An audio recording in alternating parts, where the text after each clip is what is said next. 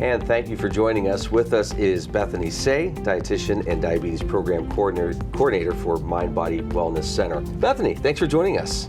My pleasure. Happy to be here. Tell us a little bit about yourself. Oh, myself. So I grew up in Edinburgh, so I'm a bit of a local gal. Went to General McLean and then off to Penn State. So I'm a Penn State grad, huge fan of that.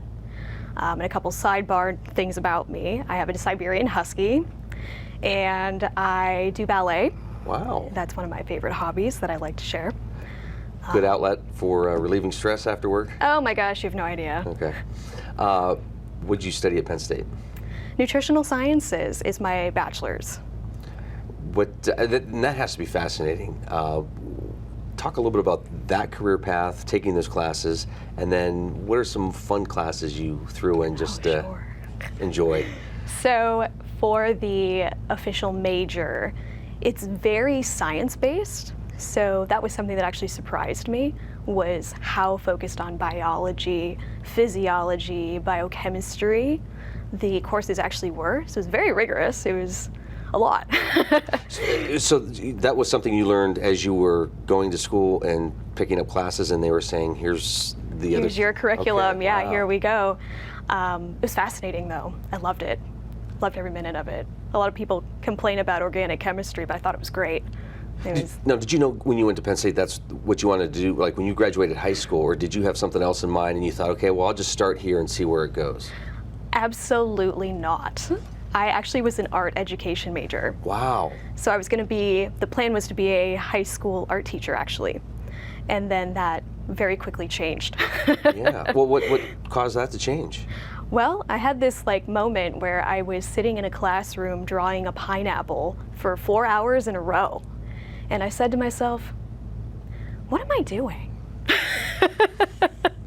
And I started seeing a career counselor at Penn State and actually took a test of my competencies and interests and placed very highly in healthcare. It was either that or be a farmer. Those were my, Wow. my top choices were to be a farmer or to go into healthcare. And then very specifically either nursing or nutrition. And at the time I wasn't even aware that being a dietitian was a career option. So it was a great opportunity to look into that. So you're kind of fascinated by that and thought, I'll check this out and see what happens? Oh yeah, I had no idea that that was a career option.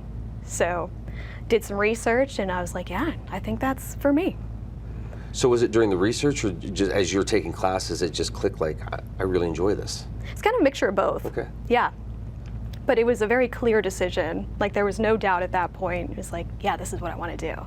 Clear direction and no pineapple. So that no was pineapples. Perfect. I took that pineapple home, cut it up and ate it. That was I enjoy pineapple, but I don't know if I could draw one for 4 hours. It's too much. So talk about, you graduate, you have the world in front of you, and what happens next?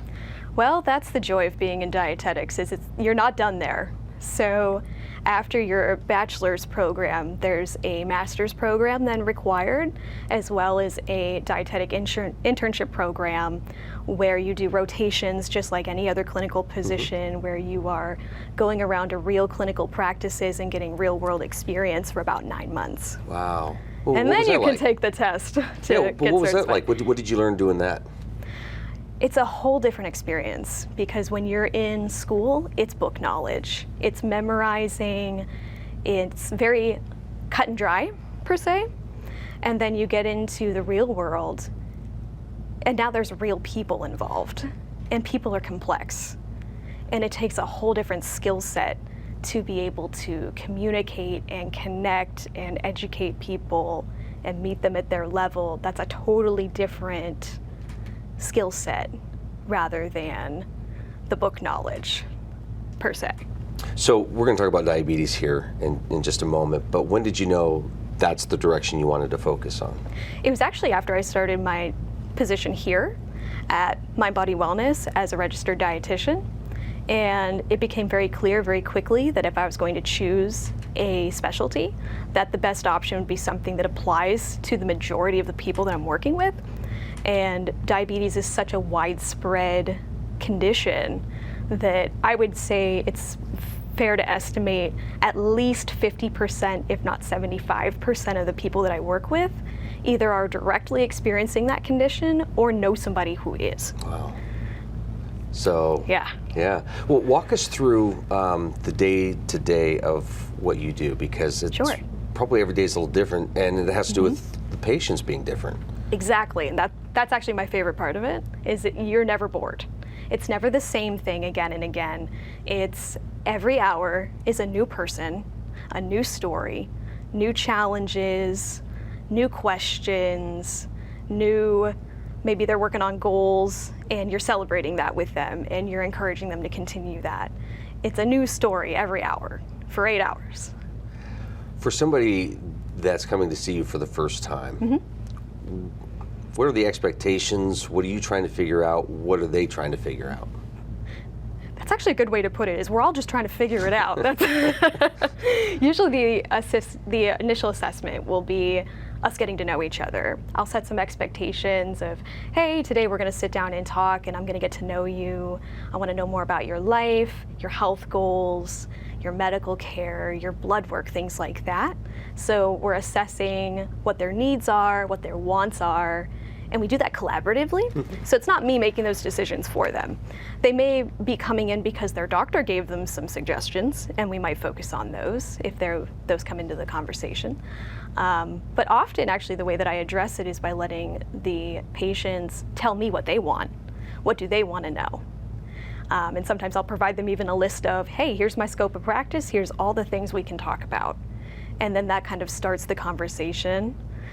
Sometimes people come in, they come with a list, and they're saying, okay, this is what I want to talk about, and they just hand it to me. That's my favorite.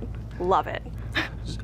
So it's kind of a mix then of maybe their doctor sending them to you, maybe it's just them realizing I have to change what I'm doing to live a healthier life.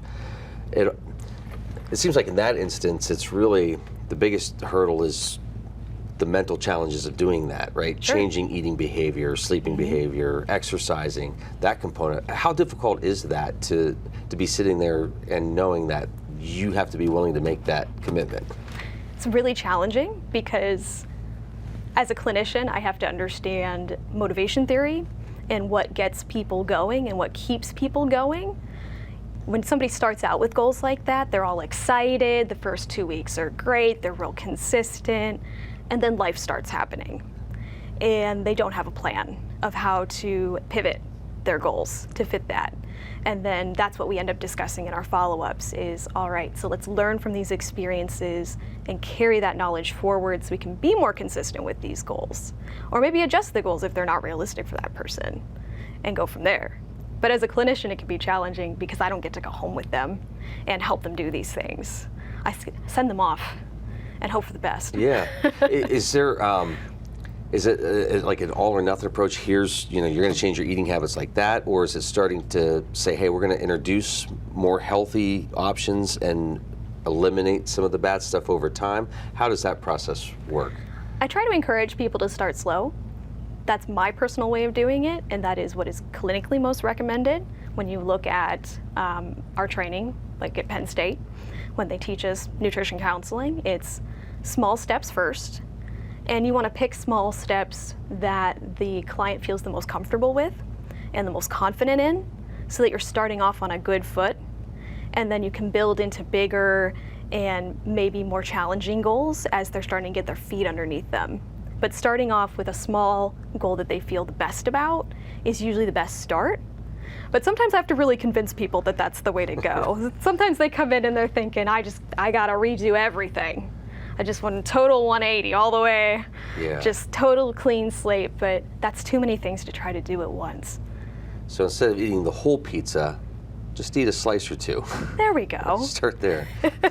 Instead of drawing the pineapple, eat the pineapple. I love that we're going to carry the pineapple through the whole thing. That's going to be the theme of this interview, I think. And the other aspect to that, as you were talking, it strikes me as when you start to eat better and exercise and you start feeling better, sometimes it's easy to say, well, I guess it would be okay if I went back and tried this. And then sort of relapse back into that. So it's really mentally challenging to Yes. to keep going because you do feel good when you start eating right and working out. It's really exciting when people get to that point where they're reporting to me that their energy levels are better, they're sleeping better, they're able to do things they couldn't do before, like go up a flight of stairs without being out of breath, things like that. And then you get to this maintenance mode like you're talking about. We would call that maintenance, where somebody has a goal and okay, they've achieved their goal, but now they need to continue it. But now they're not getting that positive feedback of a significant change, giving them another significant benefit. So they say the maintenance part is actually harder, and that's why we follow up with people regularly for the accountability to that, because the maintenance is so challenging. So what are some questions or conversation pieces that you might be having with somebody? Is it, you're this age, this weight, we want to try to get you to what you should be? Are you looking at the family as a whole? Are you doing individually? How does all that work?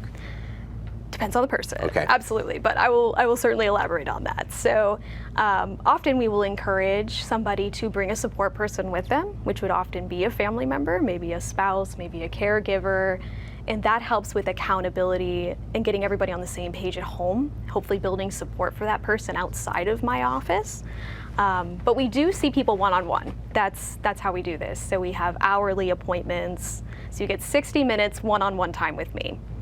And that really gives us a chance to focus on whatever that person's wants and needs are.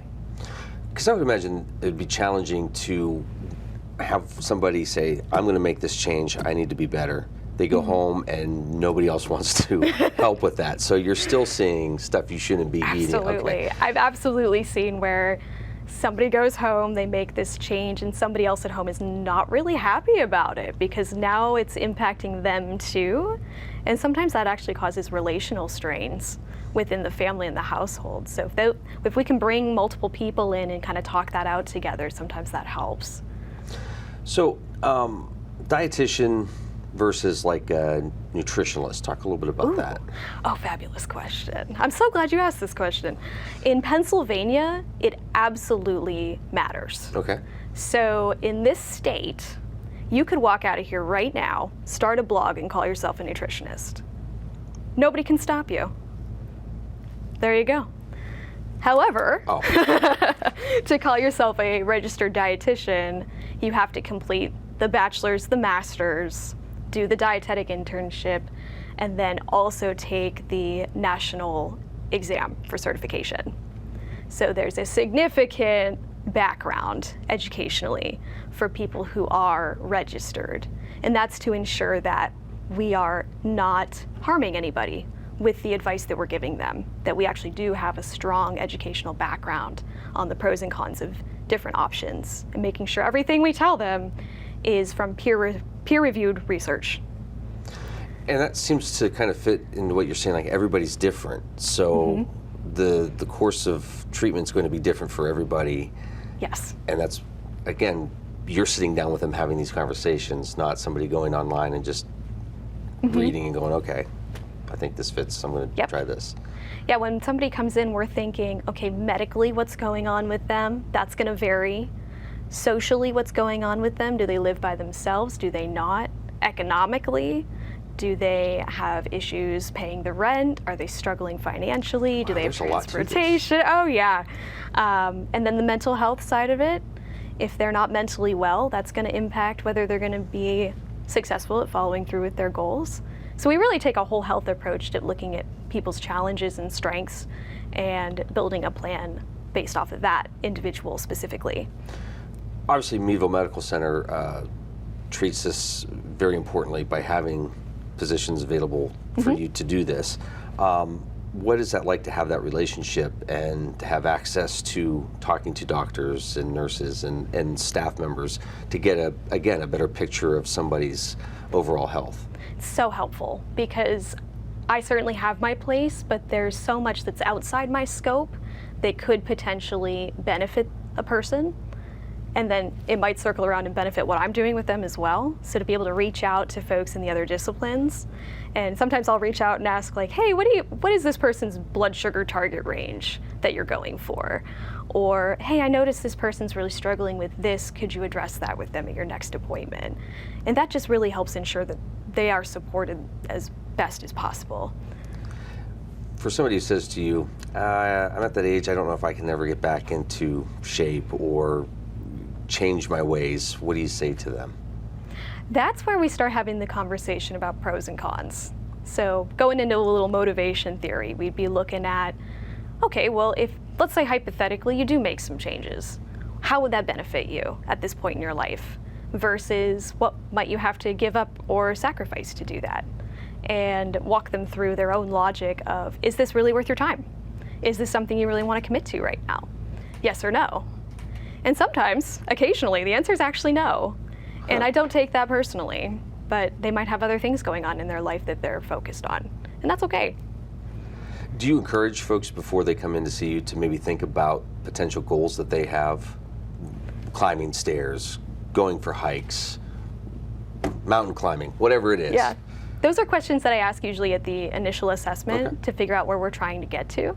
So if somebody says, for example, I'm going to Italy next year and I want to be able to walk far enough to really enjoy that. Okay, we're going to start working on endurance and go from there. Okay. So can a potential client of yours call you directly to schedule an appointment? Do they talk to their doctor about getting that taken care of? How does that work? So we have a referral system, and that's to help with insurance coverage. Okay. So all a potentially interested individual would need to do is contact any of their doctors, and they can set up a referral, and then our office would call and help them set up with that. What do you love most about Northwest Pennsylvania? I mean, Penn State, you know, actually, I would say, believe it or not, the winters, because the Siberian Husky, Yeah. we love to go play in the snow together, and he can pull me on a sled by himself, and that's very fun. Oh, that's awesome. I was going to ask like hidden talents or anything, but you mentioned I suppose that would be the ballet. ballet. Yeah, That would I was be it. gonna- Because it's not really a secret that I do art. We already talked about that. That's out there. Did we talk about that? do you still dabble once in a while? Do you? I do. Okay. I do. I paint and draw and stuff when I feel like it, you know. Yeah. So that's the But thing. no pineapples. No more pineapples. And I only have to do it when I feel like it. It's Okay. better off as a hobby than a career, you know? I would imagine it's very comforting for somebody to come in. You're very easy to talk to. So Thank you. if you're hesitant on changing the path you're on and you want to live a healthier life, this would be a great start, great conversation. And you mentioned, you know, the rate of diabetes. I mean, obviously, if you don't have diabetes, if you're not diabetic, you probably know somebody who is. Absolutely. So it's important to be looking at that. And Everybody's got something they could work on, right? absolutely, yeah, we may need to talk. Bethany, thank you so much for joining us. My It was a pleasure. real Thank you for pleasure having me. you. Yeah, and thank you for joining us as well.